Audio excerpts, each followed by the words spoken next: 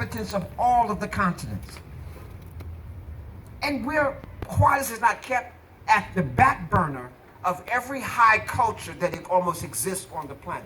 Whether it is Chinese, whether it's Indian, whether it's Korean, at the root of it, you will see a black face, a black consciousness that were their teacher. Even the royal families in Europe all had more teachers. They had black people who taught them to read and write.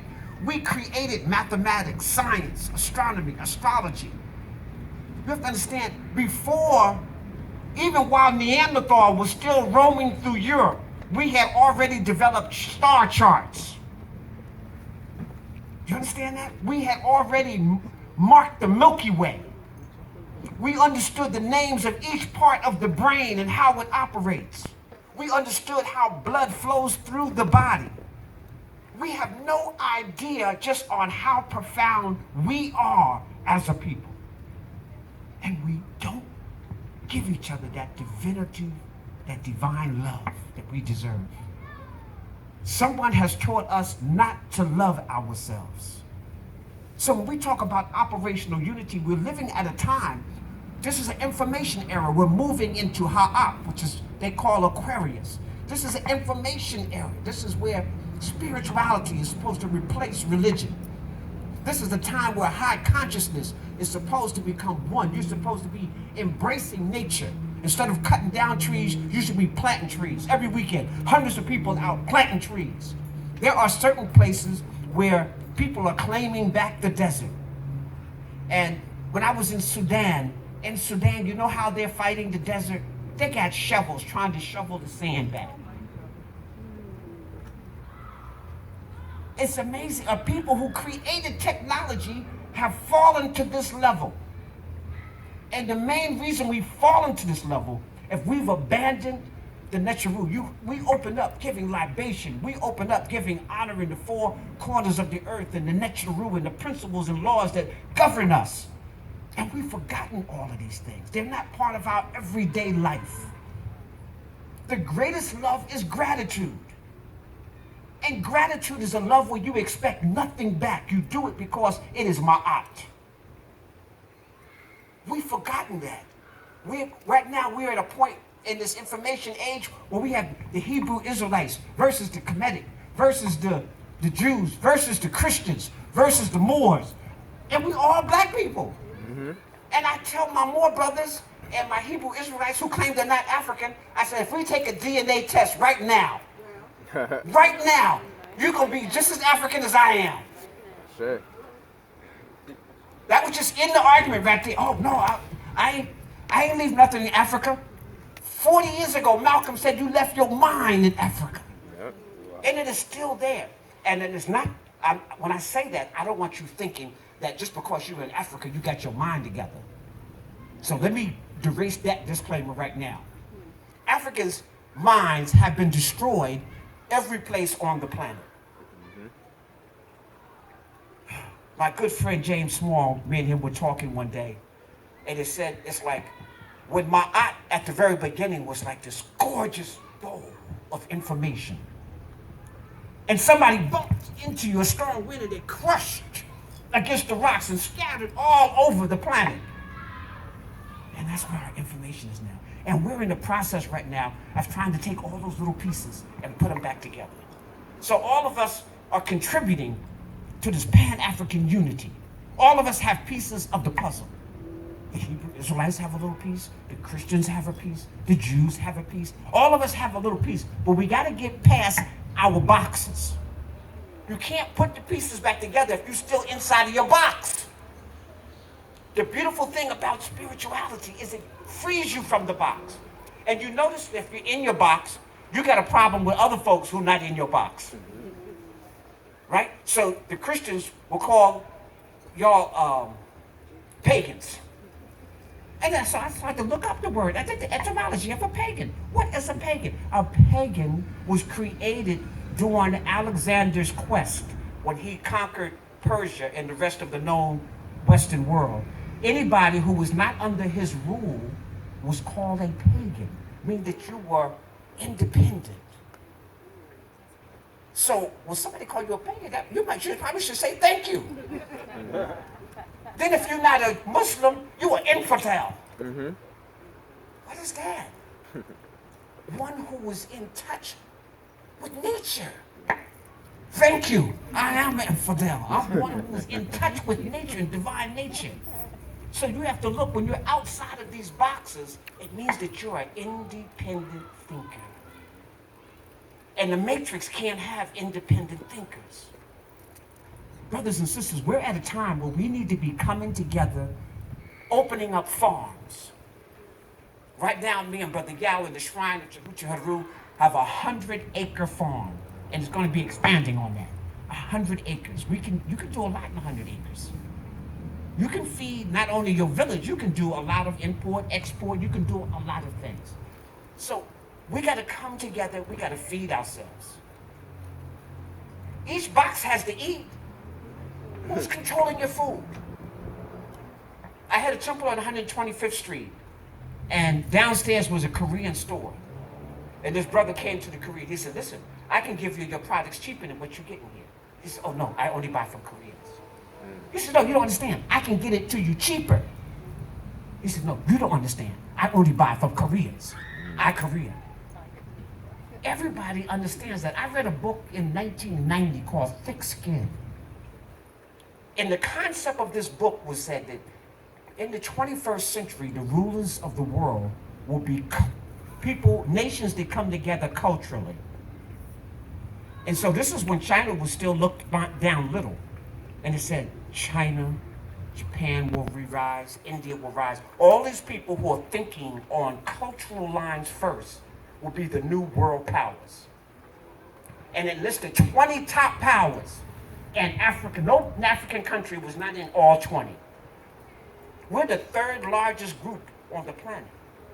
Chinese, Asian being first, Indian being second. You are the third largest group, and you don't even get in the top 20? The reason why you don't get in the top 20 is because we're not thinking like one. We're not thinking like operational unity. You go to the black store and say, listen, I can give you stuff cheaper, and you happen to be Indian. How much you got? We're buying it right away. I see Africans right near us selling Indian dashikis. and we lining up to get them. Oh, they only $15? I'll take 5 of those. People, you have to be able to clothe yourself, feed yourself, house yourself. These are things that we have to begin to do. And we're not serious if we're not talking about coming together at least to do those things. Feed ourselves, clothe ourselves. Wait a minute. In 1820, we employed 2% of our population here in America. We were enslaved, but there were free Africans and people here in America. We only employed 2%, 1820. This is 2020. Guess how much we employ? 1.5%. We were better off in 1820 than we are now in 2000, approaching 2020. Our light doesn't go off. That doesn't make you a little bit of angry, a little bit of disturbed. We're smiling with forks in our hands, with no idea that we are being served. We are the dinner for the rest of the world. At some point, people, you gotta wake up. At some point. Now, when I talk about this Pan-African, another thing I want to talk about, I talked about it last Sunday at the Shrine meeting. I want to talk about it among the general audience. When you look at North America is a continent. There's several nations in North America because all of them don't have the same ideology, the same concept, or the same vision. So we have Canada to the north. We got Nova Scotia. We got some other kind of up above. We got to the south. We have Mexico. Below Mexico, we have what? There's Belize, Nicaragua. But because there are different concepts, different values with different vision and different goals. But they're on the same continent. Now, brothers and sisters, somehow we've been duped. We think that Pan-Africanism is for everybody on the African continent. We got some people on the African continent who don't consider themselves black Africans. In fact, as I'm talking right now, there's slavery in almost all of the northern Islamic countries. Mauritania, Libya, Morocco, Egypt, all of them, you can buy an African like me for $200 and work them to death. Right now, I'm not talking about 1820. I'm talking about right now. And they belong to the African Union. So they're sitting down with you making decisions on what African could do while they're enslaving you. I'm saying that the new voice of Pan-Africanism has to be just like, it can't be, and let me say this, Haiti, which is probably more African than 85 to 90% of most African countries, was denied admission into the African Union. Because they're not geographically on the continent, even though spiritually and culturally, they're more Africans than the Africans are. But Libya is part of the African Union, and guess who just applied to the African Union? Israel, who are kicking out Africans from Israel. Yes, is applying to the African Union. The African Union headquarters is in Ethiopia, built by the Chinese, and the Chinese sit in on all of our meetings. And we're proud of this. We have to change the way we think, people. And so maybe when we talk about Pan-Africanism, we're just not talking about the geographical, everybody who's on the geographical continent that we call Africa today. It has to be about the people who are consciously together, who are working together, who are black Africans, who share a common identity, a common goal, a common unity. So we have to change, we have to tweak it just a little bit. And so maybe we need to come down in the middle of the Sahara and say, okay, and maybe we need another name than Africa. Maybe we need a name that embraces the black life that we call Africans today. How do we come together? That's the only way. You see, let me just say this. We have a country like Djibouti, has about 3 million people. They have to compete with China, who has 30 billion people. How does a country with 3 million compete with a country with 3 billion? How does small country, even Ghana is a medium-sized country, one of the 5th fastest growing countries in the world, but how does it compete with Russia? You see, but think of this. If we have a united African states, if all those are just states, just think right now, you get your potatoes from Idaho. Do you pay special Idaho taxes? Is there a tariff? No, because it's all part of the union. You get your oranges from Florida. They don't have a special tariff on them because it's all part of the United States. Imagine if the wealth of Africa, which is the richest continent on the planet, imagine if we were sharing the wealth and everybody was benefiting from it. There would be no poverty in Africa. Just imagine, I'm trying to, what Rita talked about vision, I'm trying to expand your vision. Your vision has to do with your consciousness. But if you don't think you can do it, you can't do it. Now somebody said, oh, Mfundishi, they'll just nuke us, they'll just bomb us, you know. I'm like, no, because they need those resources too. It's like this, people, if you think they can take your stuff, then they'll take your stuff. I remember being in school, we had a bully. And he would just come by and take people's lunch money. Just, here, give me your money, give me your money.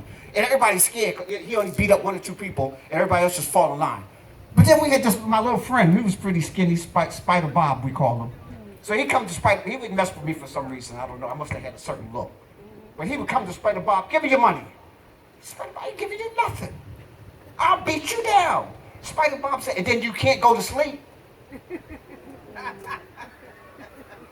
What? You got a car, right? You like to drive? You won't be able to drive it no more. He didn't mess with Spider Bob. Spider Bob was about 98 pounds. I'm saying this to say, Malcolm taught me this. You get your freedom when you let your enemy know you'll do anything to get your freedom. And sometimes the price of freedom is death. But you got to be able to look your enemy in the eye and let them know Oh, we going to the end, bro. I'm just not going to take a beat down and it's over. Africa has to be thinking like that. No, we don't have the atomic bomb. I was taught that the spirit of the people is greater than any technology that can be developed by ISFET.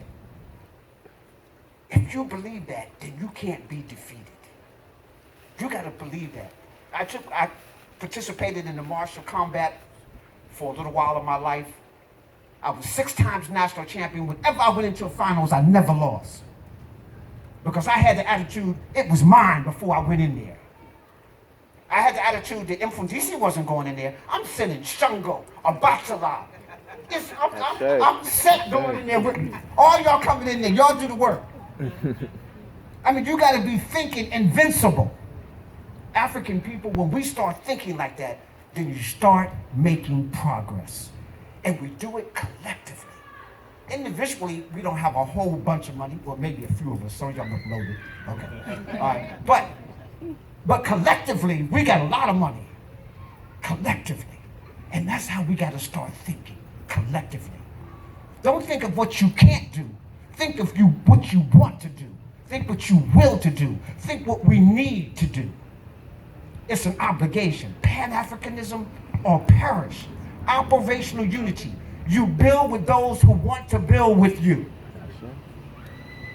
If somebody don't want you in your store, don't go in there. It's simple. That's like common sense to me. I'm looking back at the civil rights struggle and white folks say, no, you can't come in my store. I don't want your money. And then we get signs. Take my money. Take my money. Take my... And then they spit on you. We don't want your money, nigga. No, you're going to take my money. Take my money. And then we increase in numbers. And it's 1,000 of us. We could have built our own store. Yep. The Montgomery bus boycott. You don't want us, we can't ride anywhere on the bus, we won't ride your bus. We bankrupt. We should have had our own bus line. But then we said, okay, master, we can sit any place, we'll come back. People, we got to change the way we think. We got to think as one people. Think as one people. You don't have to be, last little tiny story. In my block where I grew up as a teenager, about 4 blocks away, there was a hot dog stand. And it was 2 guys that was selling. One was a Jewish guy, and the other guy was an Italian. The Jewish guy, his hot dogs was like $1.50. The Italian guy, his hot dogs was 99 cents. And he had the pennies lined up, so he gave you a penny back. Every Jew that came through there bought the $1.50 hot dog. Every Italian bought the 99-cent hot dog. And guess who? All the black people what? Bought the what? 99-cent hot dog. Knowing that it was garbage. People, we have to change. What should have happened? We should have had a third stand, right? 50 cents. With our own hot dogs. Yep. Thank you, veggie hot dogs. Okay, veggie dogs, okay. But people, the key here is that we got to change the way we think, to change the way we do business. See, when you want to hurt the Wazungu, this European power, you hurt them in their pocketbook. Sure. They'll sit down with a meeting with you tomorrow if they start losing money. We have to just think intelligently. And how do we pull our resources together so that we control it? I'm not talking about some Negro backward shuffling, type of businesses. I'm talking about businesses where we're proud. Yes, ma'am. I want you to respond to the Wall Street massacre. Because we had all of our businesses, and they burned them down. Yes, ma'am. If people not in Little Rock, Tulsa, Oklahoma, we had a place called Little Wall Street, Little Africa, and by 1919, on their side of the tracks was much more affluent than the European side. In fact, they were one of the most affluent cities in America in 1919. And these were all former sons and children of enslaved Africans. They had their own banks, they had their own bus service. They built their own churches. They had their own school. They had their own libraries. And the Europeans were jealous. They used an excuse that some body looked at some white girl, and they rallied together. But it was premeditated because they knew exactly where they wanted to attack. They robbed the places first before they burned them down. They robbed everything, and then they looted it and then burned it. I think something like 1,000 black people were killed that day. It's the first city in America that was bombed. And it's only been 2 cities in America that's been bombed.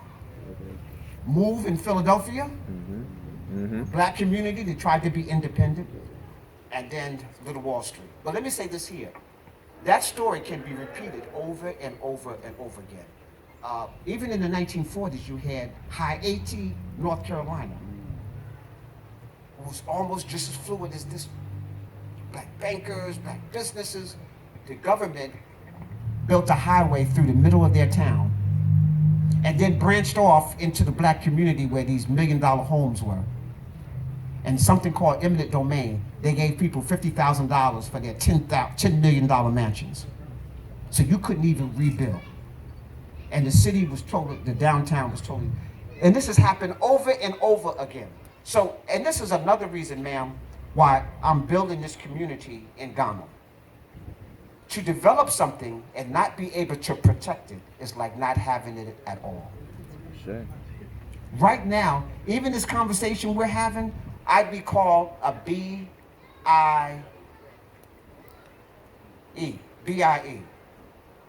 Black Identity Extremist. It's against the law, brother, to be a black, and you can do time for being a black identity. You can have little Chinatown, you can have little Italy, you can have little Japan, but you can't have a little Africa where you're, not that you're a Christian or Jehovah's Witness or something, but if you're talking about African spirituality and in little Africa, and you come in with some drum beats and stuff like, oh no, that's against the law. We're taking all of y'all downtown. Yep. So if a paddy wagon pull up here, y'all, I won't be mad at you if you run down the street, okay? We're not leaving you. But operational unity will help us be able to get past some of this. And we have to, and let's close with this. We have to make Africa a good brand. We're the only people who can do that. Africa has a bad brand because somebody else wants to take advantage of it, and they don't want you to know anything about it. In the Christian Bible, 777 times Egypt is depicted negatively. I'll say it again, 777 times. That's by design, Egypt. So if somebody mentioned Egypt and you're a good Christian, oh, you don't want nothing to do with that. That's blasphemy. That's backwardness. That's heathenism. Fornication in the streets. When the people who were doing all that were the ones who created the story. Exactly. There's a little picture on my Facebook, and it's a black cat. And he goes, I'm divine. Some white cat gave me a bad rap. Okay, all right, so we people, we have to be the progenitors, and we have to be the one who gives Africa a good brand. It's the future. It's tomorrow. Right now, one of the cleanest cities in the world is in Rwanda, East Africa. East Africa, last year, the president of Rwanda closed 6,000 churches for polluting the minds of the people. That's magnificent. In Tanzania, they kicked the Chinese out. Go home. We can build this ourselves. 13 nations in Africa now has adopted Kiswahili as the official language of their country. So as we're talking, it's beginning to happen. The shift is happening. But I just want to put in our minds that, brothers, we can't embrace the whole African continent when the enemy is right there. So Pan-Africanism is not that you live on the African continent, you were born on the African continent. No. Do you identify with the dreams and the vision of black Africans? Are you identifying with the wealth of black Africans, that all black Africans have the right to be free, independent, and benefit from the resources? France right now would not exist, would collapse without the money they get from Senegal, Gambia, Ivory Coast. They take all those natural resources. In fact, France prints their money. And France don't have none of these resources. So collectively, brothers, we are really powerful. We have to start thinking together. And so my brothers and sisters who belong to the Kemetic shrines, we as Kemetic people have to start coming together, because hopefully we're not creating another box. We're creating spirituality. Spirituality takes us out of those boxes so that we can come together and do some real work. Africa is waiting for us. I wrote something back when I was in college in the 1960s, and it said, we were not brought to America and to the diaspora. We were sent here. And we were sent here to collect some information and to understand our liberation so that we can go back and liberate our home. That was over 50 years ago, and I still believe that now. Ma'at. We're We're going to ask